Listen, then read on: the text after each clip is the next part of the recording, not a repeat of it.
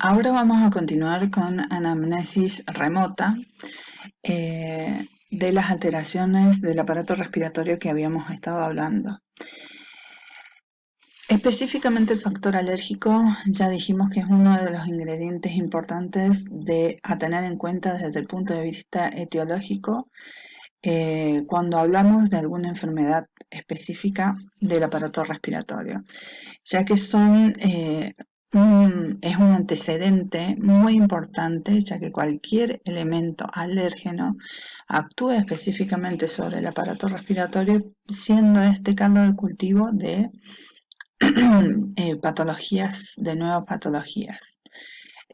Por ejemplo, el hecho que una persona sufra de un proceso alérgico, eso eh, deviene en que específicamente aumente la mucosidad, aumente la broncoconstricción y en algunos casos aparezca el estornudo o la tos. En esos casos, esa mucosidad o ese moco es caldo de cultivo para virus y bacterias que se pueden instalar y en ese ambiente propicio generar las patologías que pueden provocar. Otros factores a tener en cuenta son las operaciones que se pueden haber realizado en alguna oportunidad a nivel de la caja torácica, los traumatismos torácicos, las intoxicaciones, ya sea por humo, por cualquier otro tipo de sustancia que pueda haber inhalado el paciente, el género de vida, o sea, si por ejemplo esta persona fuma, el hecho de que fume específicamente hace a que sea más propenso a enfermedades respiratorias. El tipo de alimentación, por ejemplo, si son personas que no se cuidan en el tema del peso, eh, son propensas también a reducir la capacidad de introducción y salida del aire, dado de que el tejido adiposo actúa como compresor de la caja torácica, realizando una presión positiva e impidiendo la expansión de la misma.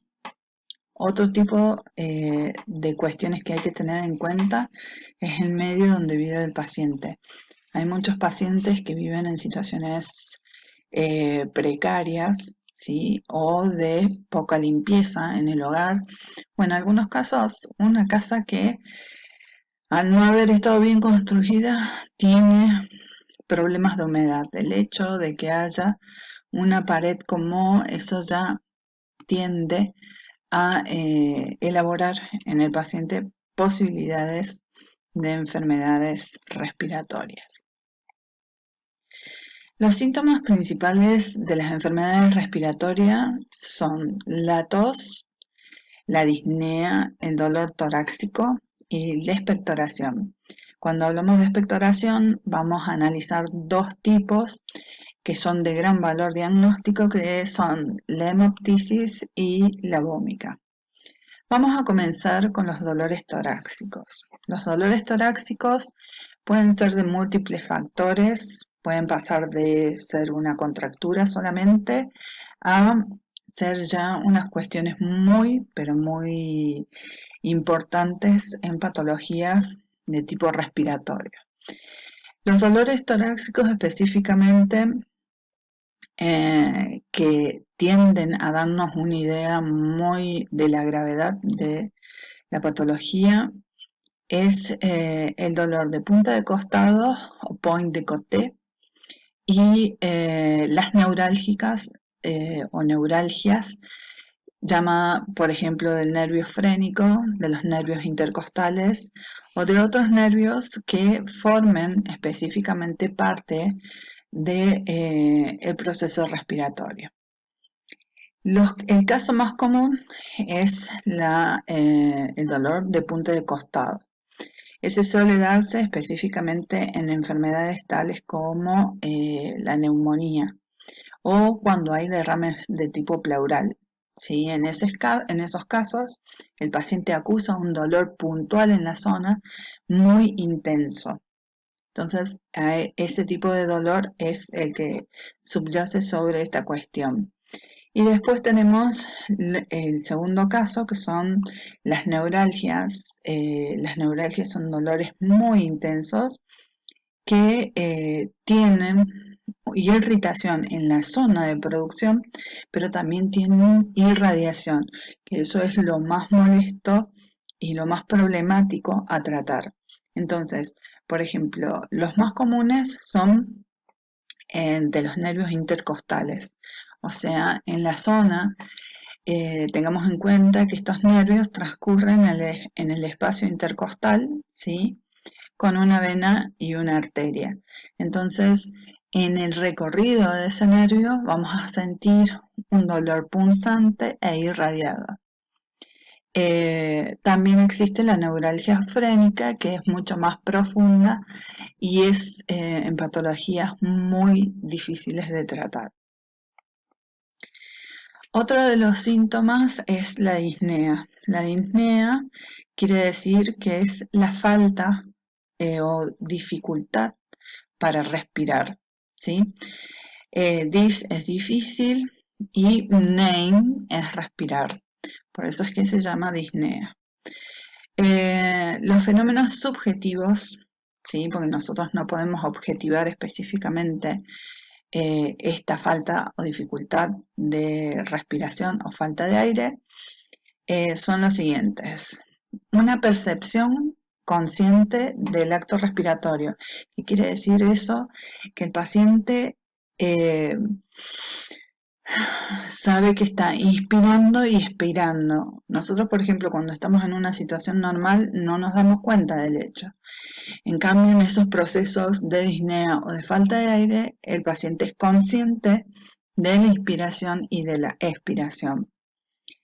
Se da una falta de aire, una sensación de falta de aire y o respiración corta o ahogo, o sea que como que no puede el paciente respirar o hacer entrar o salir el aire en forma normal.